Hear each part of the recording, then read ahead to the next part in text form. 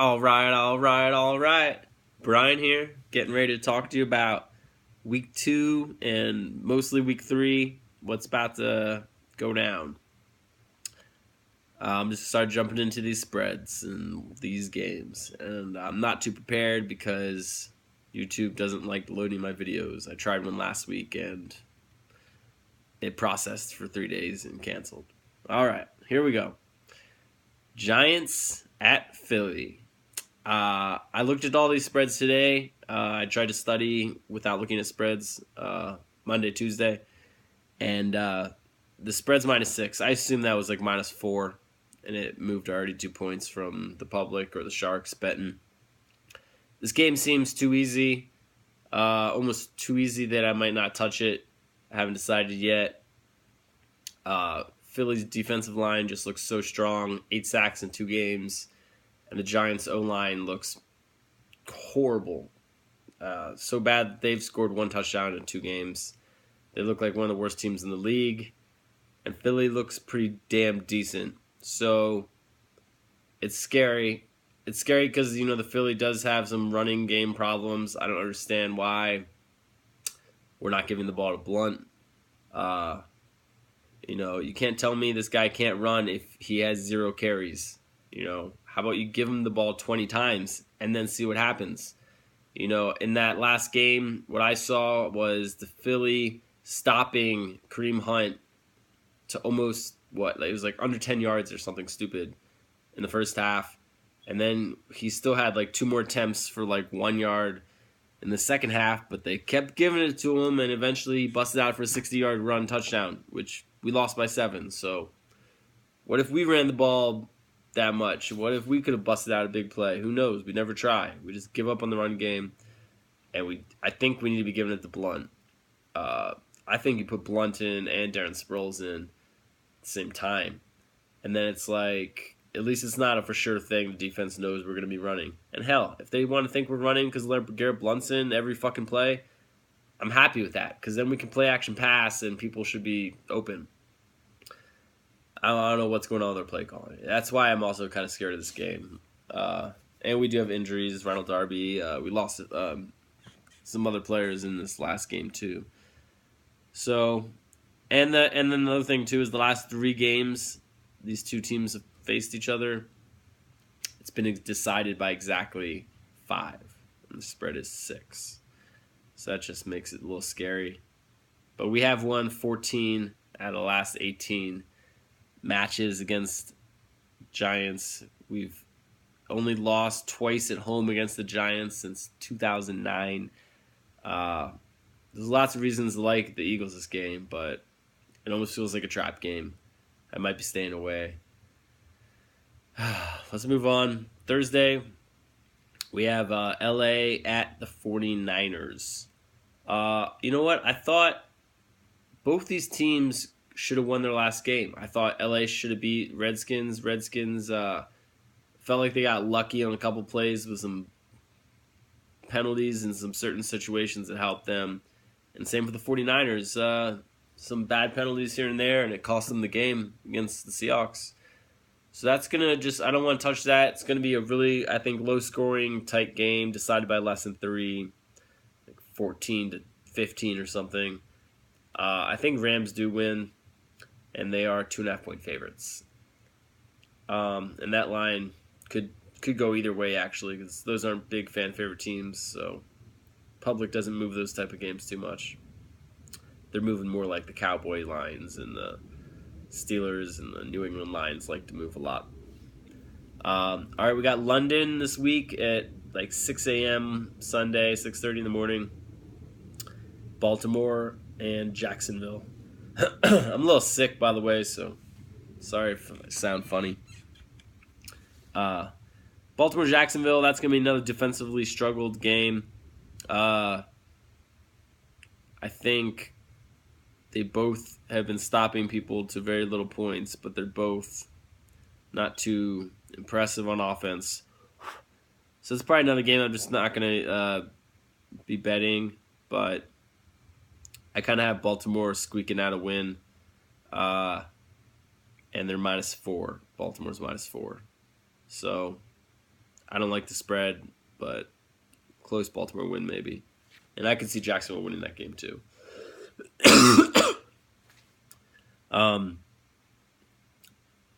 Saints at Carolina. I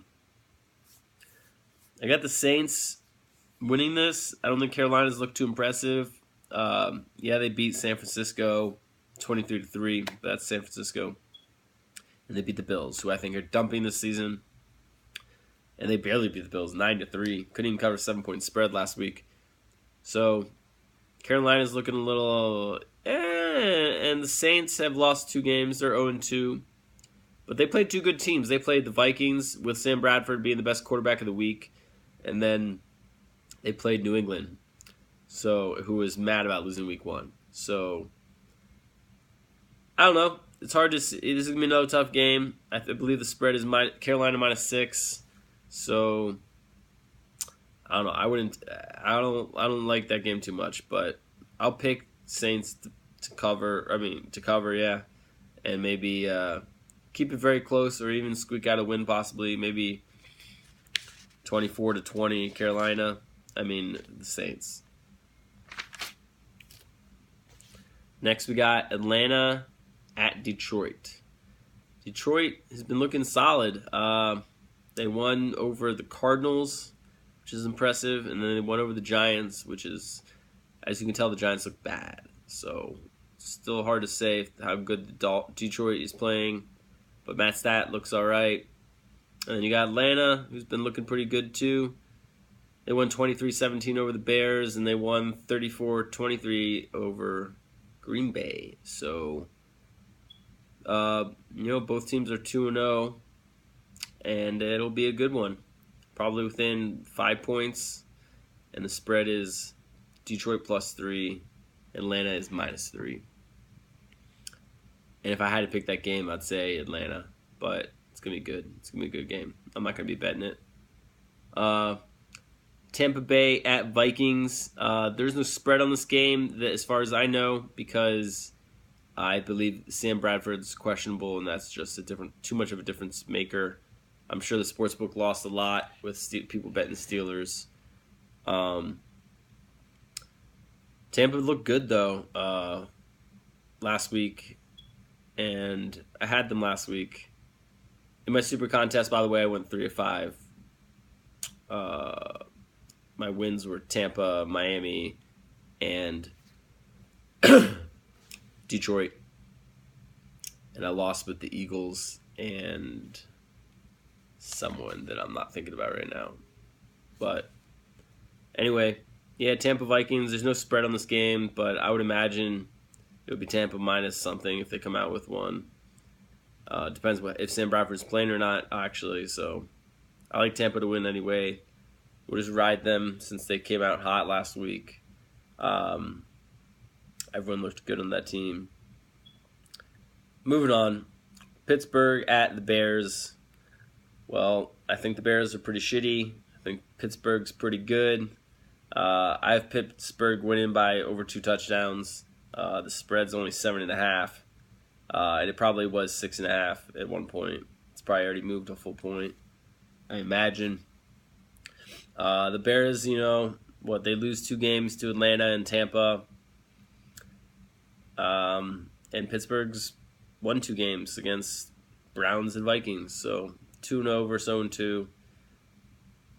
I like Pitts here, and they'll probably cover the spread, even though it's a hook, and the hook is pretty bad to take, but I just don't see the Bears doing anything at this point. Next, we got the Texans at New England.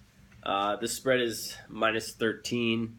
I'm sure it'll move to like 14, maybe 14.5. I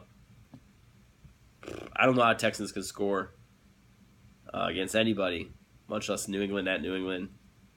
So I see this being a lot to a little. Easily 28-10-ish. Cover 2 touchdowns. Make Texans look really bad. What we got next? Browns at Colts. All right. Colts are still playing a 3rd-string quarterback. Browns are playing a, crappy football. It's probably a low, close game that I'm not even going to touch. The spread's 1, Browns -1. That could change too, and make them a change. You'll pick them or something, but it's just such a bunch of bad football in that game that I don't want to rely on either team. You know, when you're picking a dog or favorite, you're relying on someone when you pick a team, and I don't want to rely on either of those teams to beat each other. Ooh. All right, Miami at Jets. Jets are looking notoriously bad, as everyone should have seen coming. Lost the Bills, lost the Raiders. Miami had week 1 off, but then beat the Chargers, which was nice. I had them last week in my super contest, so that was good. Jets are at home +6, so Miami is 6-point favorites. I think Miami wins this game, covers the touchdown. I don't see Jets doing much in this game, and I think Jay Cutler actually will look fine. Denver at Bills. We got Bills +3. I think they're dumping this season still, so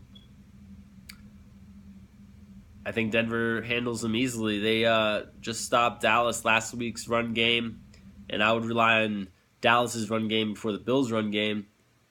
So if Denver can stop Dallas, I don't see why they wouldn't be able to stop LaShawn McCoy and the Bills' attempts at running.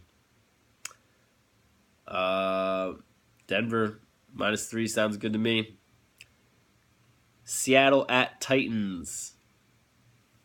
I think the Seattle looks a lot worse than people were expecting this year. The O-line is showing how bad they are. I think they've struggled to even score 1 touchdown this year, Seattle. So I don't know how they're going to go beat the Titans at home. Titans should be able to score at home. And I don't think Seattle is going to be able to do much on offense. So I see something around 24-17 maybe. And Titans are 2.5-point favorites. All right, next we got Kansas City Chiefs at the Los Angeles Chargers. Seems like Kansas City's been strong. Kansas City's 3-point favorites, by the way. And Kansas City looks good. I don't see the Chargers keeping up. Chargers do not look too good. They've lost to Denver and Miami. They're 0-2. Kansas City's 2-0. Should be an easy victory for Kansas City.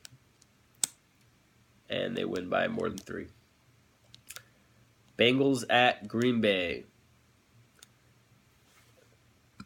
Green Bay is -9.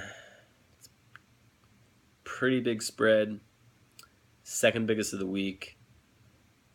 I think it'll be easy cover. Green Bay at home is usually a lock. Bengals have scored no touchdowns this year. Scored 0 points in the first game against the Ravens, and then scored 3 field goals in a loss versus the Texans. Now, granted, both those teams have good defenses, but now the Bengals have fired their offensive coordinator, so I don't know how they're going to come up with any points, or at least enough points. If they do come up with points, I don't see them coming up with enough to keep it even somewhat close with Green Bay. Green Bay should rack up 30-plus in this game, so Bengals have no chance at covering a spread. Oakland at Redskins. This is an interesting game because how low the spread is. I am shocked to see that Oakland is only 3-point favorites. I would have guessed closer to 10. So I'm confused.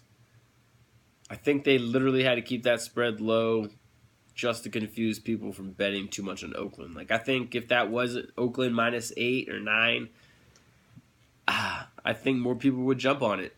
And I think because it's 3, it just is going to confuse a lot of people to stay away from the game.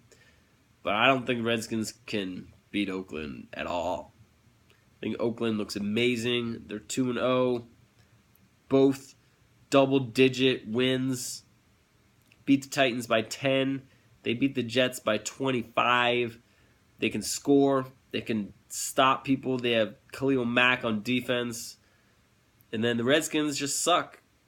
And I know I'm like a little biased here, but man, I don't see how the Redskins are going to score against Oakland. I just don't see it. So, Oakland, a lot to a little. I wrote down 31-21. That's only 10 points. But that's like on a lucky day for Redskins. Dallas at Arizona. All right. I think Arizona is going to come up with a win here. I believe they lost the Lions 23-35, and then they beat the Colts 16-13. So they squeaked out a win versus the Colts, which sounds sketchy, but Arizona should be a good team this year, you know, and I think they're underperforming right now. And I think Dallas is going to be 8-8. You just saw them get stopped hard at Denver and beat down. And all they did week 1 was beat up the Giants, who looked like crap. So I think Arizona at home is going to be a good bet, and they're getting +3. So say moneyline Arizona and hope Dallas is as bad as they looked last week. And I think coming off that loss, too, they're going to feel a little worried about traveling on the road. And I think Arizona has a tough mentality, and they're going to just come out strong here. That's every game, and that's what I guess I have to say for now. And if this actually works, this upload, I'll put out some more videos later this week. Fly, Eagles, fly!